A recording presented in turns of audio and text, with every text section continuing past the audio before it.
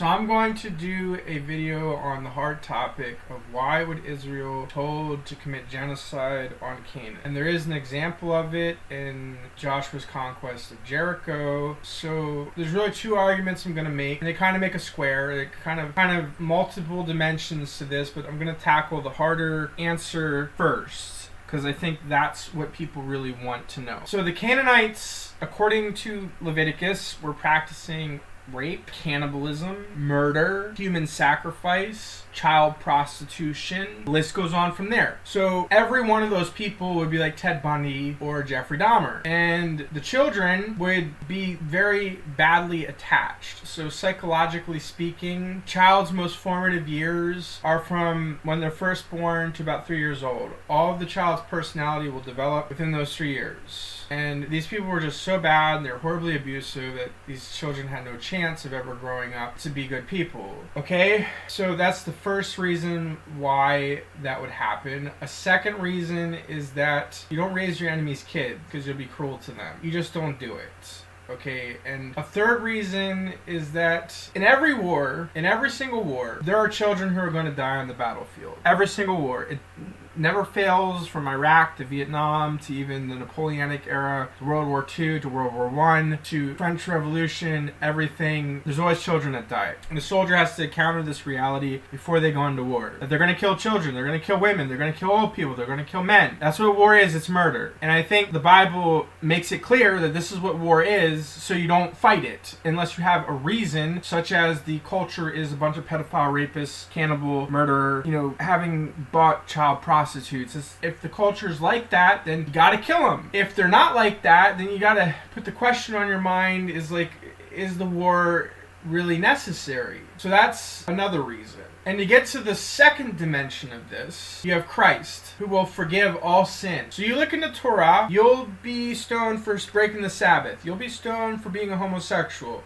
You'll be stoned for dishonoring your father. You'll be stoned for even being affiliated with a culture that is not Israel. So that whole law brings every single human being under the condemnation of death for the purpose of saving us through grace. Because we are sinners deserving of hell. The death sentence is the punishment of sin. The wages of sin is death. So if you are not Israel, then you deserve to die. And this is like a conundrum, because it's like, well, who is Israel? Not very many people. But then Christ lived and died and raised to save the Gentiles too. And he actually combined their philosophies, like East and West, and also the Jewish, into a system that incorporated the whole world and let everybody have a share in God's peace. But if you don't accept that peace, you don't accept the grace because you are not as perfect as Jesus, then you're saying, I'm righteous enough to save myself. And if you are, provided you are, you have to destroy everything and you have to kill everybody, because that's what the law says. Because everybody's a sinner. If you're truly that righteous, you should be tasked with destroying all the sinners and being that righteous. And really, that's not our job, is it? And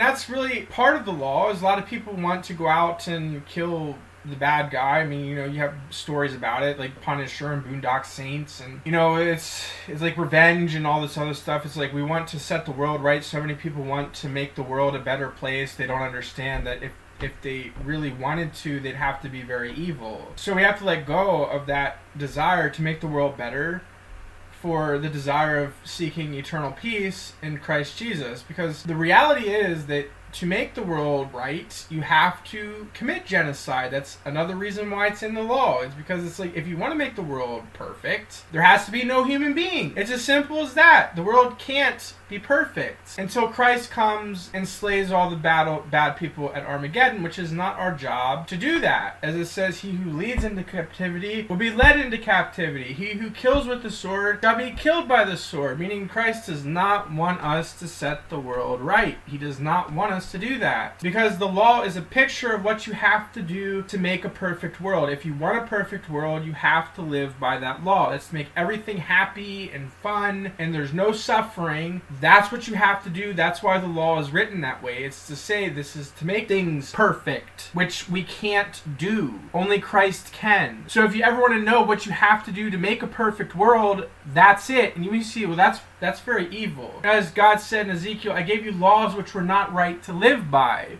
He says that in Ezekiel. Why? Because you can't make a perfect world. And I think that's one of the perfect examples of it is the Old Testament. If you want to make a perfect world, that's how you do it. And you see it's not for any man to do beside Christ when he returns.